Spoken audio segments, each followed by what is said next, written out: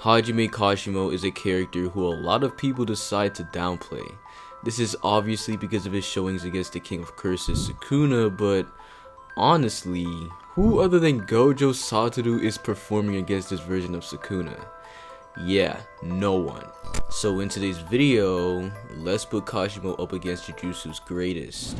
What's up guys, Gamblrr here, and in today's video, we'll be having Kashimo face the special grade gauntlet. How many of the special grade sorcerers in Jujutsu Kaisen can Kashimo beat? Let's find out. Today I have my guy Heavy Weather on here to help me out with this, and I'm pretty sure he'll have the Hikari version out before this video, so do check him out. With that said, if you enjoyed this video, go ahead and subscribe. You get more videos and we'll both be happy. Of course, like always during these gauntlet videos, we first have to scale the character who's going through the gauntlet. I'll let Heavy do that. When it comes to scaling Kashimo, there are two different versions we need to look at. Base Kashimo and Kashimo with his cursed unique mythical beast Amber. Let's first take a look at base Kashimo. His main scaling comes from his start with Hikari, and not only does Kashimo pretty blatantly destroy base Hikari, but he's also able to keep up with Hikari in his jackpot mode in speed and strength. And how strong is jackpot Hikari? Well, Yuta himself states that Hikari on a roll is stronger than him, and this statement is repeated by Megami and in Hikari's character description. If that isn't enough for you, Yuta and Hikari also presented as comparable by Gojo in reference to joining the fight, and by Kenjaku when talking about the heavy hitters. Whether or not you think Hikari is stronger than Yuta or vice versa, it's clear they're relative. And through Kashimo's line of scaling to Hikari, he would also be in that tier of strength. Now moving on to mythical beast Amber Kashimo, this is where things get really interesting. Since we've already established base Kashimo to be around that Yuta Hikari tier, the fact damage Sukuna managed to block and react to Kashimo's attacks means he's likely around that level as well. Sukuna is able to block the attack and lift his arm up after Kashimo has already begun his swing. So if anything, Sukuna might actually be faster. Why is this so important? Well, because NBA Kashimo proceeds to completely destroy Sukuna without any struggle at all. Remember, Sukuna is unable to avoid any of Kashimo's physical attacks and is in the back foot for the entire time. He's essentially forced into transforming, something he didn't even do against Gojo, which implies against CT Kashimo, Sukuna probably thought he had no way of winning. And remember, this Sukuna should still have more output than the one that fought Maki and Yuta, given this is Sukuna before getting nerfed by Yuji's punches. So the fact Kashimo was not only blitzing Sukuna, but blitzing him to the point where Sukuna couldn't even get off any of his slashes means NBA Kashimo is in an entirely different tier of speed when compared to special grade characters like Hikari and Yuta. With all that said, here's how this video is going to go. We're going to put Kashimo into 5 fights against Yuki, Yuta, Geto, Gojo, and a special 5th fight that will go over in the end. I'll also keep score of the gauntlet because I don't really know. I like doing that now. That makes sense though, right? Alright, let's get into it. Starting off with Yuki Tsukumo. Now, I don't know when Heavy's going to drop the Hikari version of this video, but if it's out by now, you would know my stance on Yuki. Yuki was someone I heavily rated in the past, even having her above the heavy hitters before they fought Sukuna, but upon rereading her fight with Kenjaku, which mind you is the only fight she actually has, there really isn't much shown to give her such status. Yes, she has the strongest punches in the entire series, but as soon as she gets damaged and has to heal, the potency of her attacks dip to no end. But let's talk about how a fight between her and Kashimo would go. First off, the main thing we should discuss is speed. Like Heavy said, Kashimo is in that Yuta, Hikari, and Maki tier of speed. Yuki on the other hand is failing to blitz Kenjaku, who's completely off guard and trying to attack him from a blind spot. It gets even crazier when you realize that this bum barely hit Kenjaku on guard, and whenever she did, it was after Kenjaku acknowledged that her attacks aren't as potent as before. In base, he should be at the very least faster than her, and if that's the case, he can riddle attacks on her like he always does. Eventually, Kashimo will be able to send a lightning attack at her, which would completely devastate her. But luckily, she has reverse curse technique. This is of course assuming Kashimo doesn't just send the lightning to her head, she just die automatically. But anyways, once Yuki heals up, they'd enter another fight and her attacks are just way weaker than before. Again, Yuki after she takes damage and even after she heals up is exponentially weaker than the one at full power. Kenny had both his arms blocking her attack and still got thrown through a barrier because of the force of her punch. Then he pops domain and then he's casually taking kicks directly to the face as well as a combo of punches right after. It's like night and day.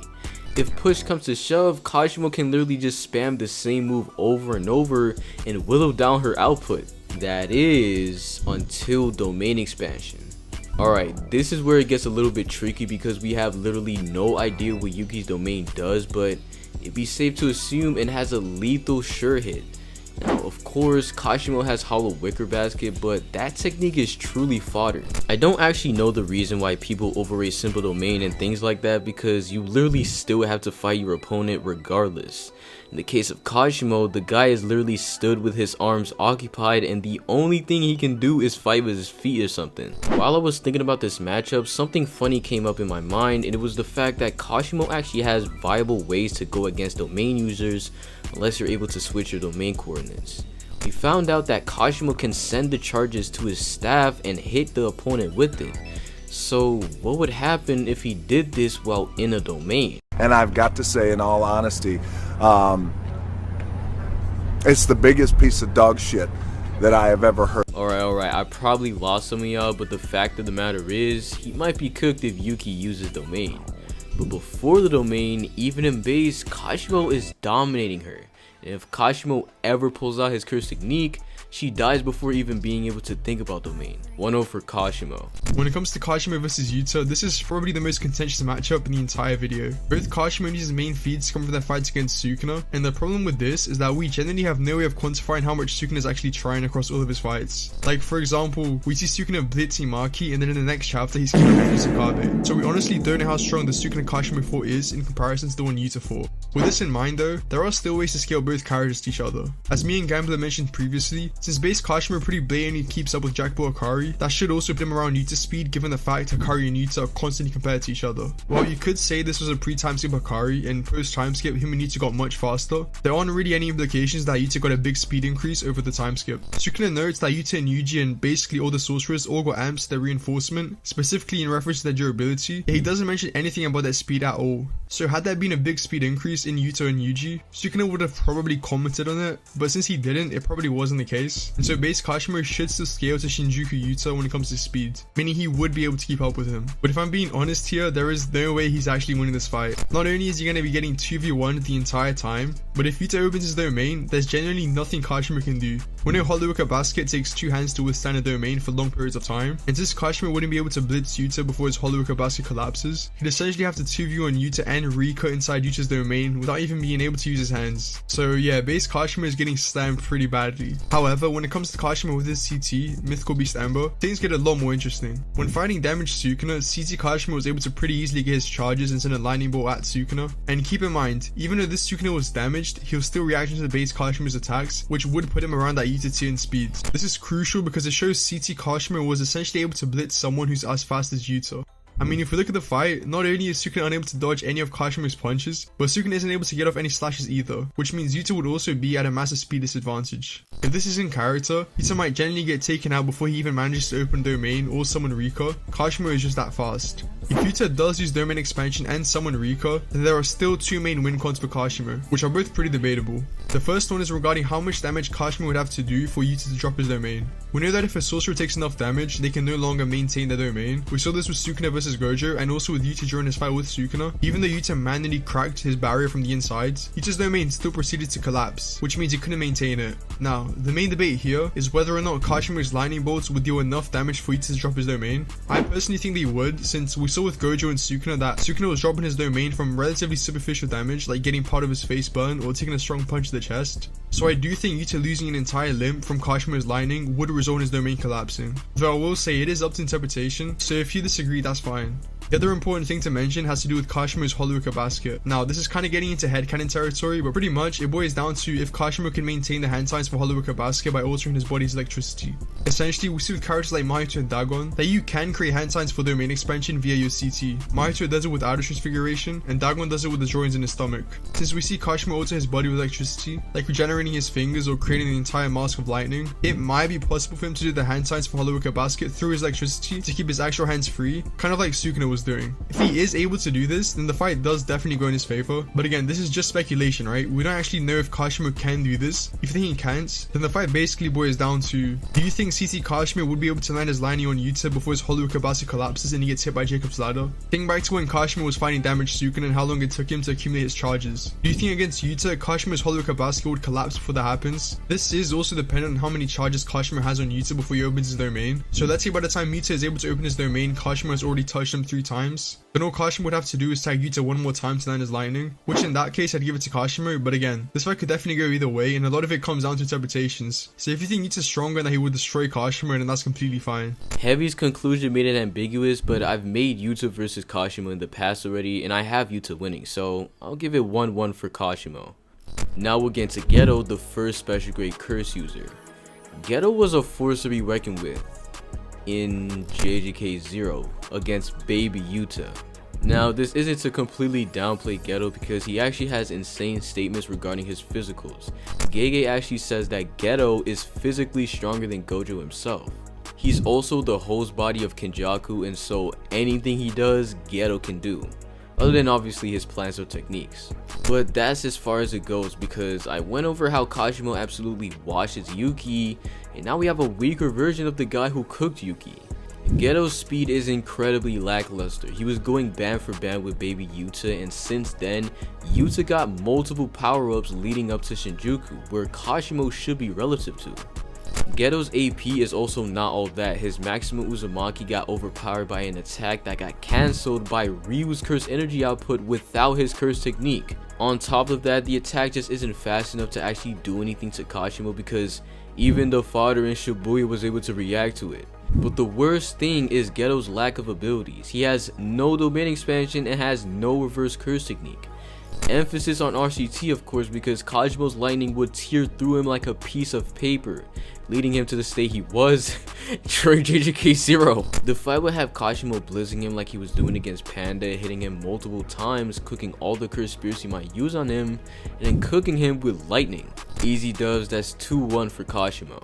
Unlike the previous matchups, there isn't really much to say when it comes to Kashimo versus Gojo. Other than the fact Gojo just blatantly scales above Kashimo in every single stat, there's also the issue of getting past Infinity. So that's what I'm going to be talking about. Is there a way for Kashimo to actually get through Infinity? And the answer to that is maybe. It might be possible for Kashimo to get past Infinity by using Hollow Basket. What?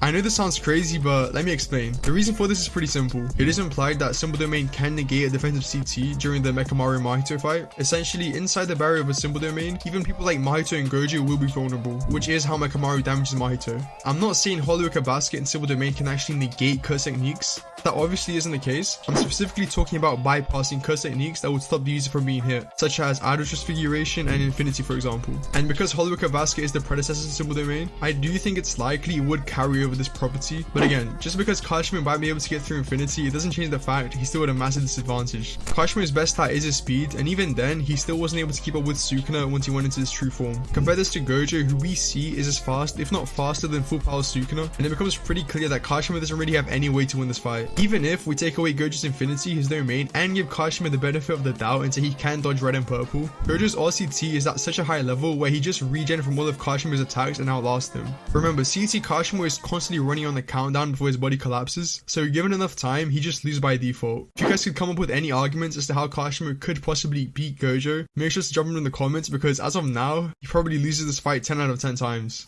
Next up we have Kenjaku, and I'm not gonna lie, this fight is honestly kind of one-sided. Kenjaku's main strength comes from his CT and his domain, but regarding his actual stats, he isn't really anything special. In fact, it's pretty likely he's around Geto's level when it comes to physicals. The main reason for this is that when Gojo analyzed Kenjaku's cursed energy, he couldn't distinguish the difference between Geto and Kenjaku CE. This is the same Gojo who can read your cursed energy manipulation and reinforcement just by glancing at you, like he did with Yuji. Both Kenjaku, it's implied he has the same as Geto's. To add on to this, Yuki also makes it seem like Kenjaku and Geto are pretty similar in terms of physical stats, as in one of his interviews, he seems to use Geto and Kenjaku synonymously when referring to their grip strength, which again, just further supports the narrative that they're relative in stats. Now, the reason this is so important is because Kenjaku himself doesn't really scale to anyone. The only person we see him truly scale to is Yuki, and the only thing we know about Yuki is that she's probably weaker than pre-Sendai Yuta, but we don't really know about how much. So by linking Geto to Kenjaku, it makes it easier for us to actually measure him. And I'm not gonna lie, it's not looking too good for Kenjaku. Not only does Geto almost to get blitzed by Volume 0 Yuta, but after getting punched one time, he takes significant damage and basically goes straight into sacrificing all of his curses to use maximum Uzumaki, which kind of implies his Volume 0 Yuta is probably above Geto or equal to him when it comes to physical stats, and the same would apply to Kenjaku.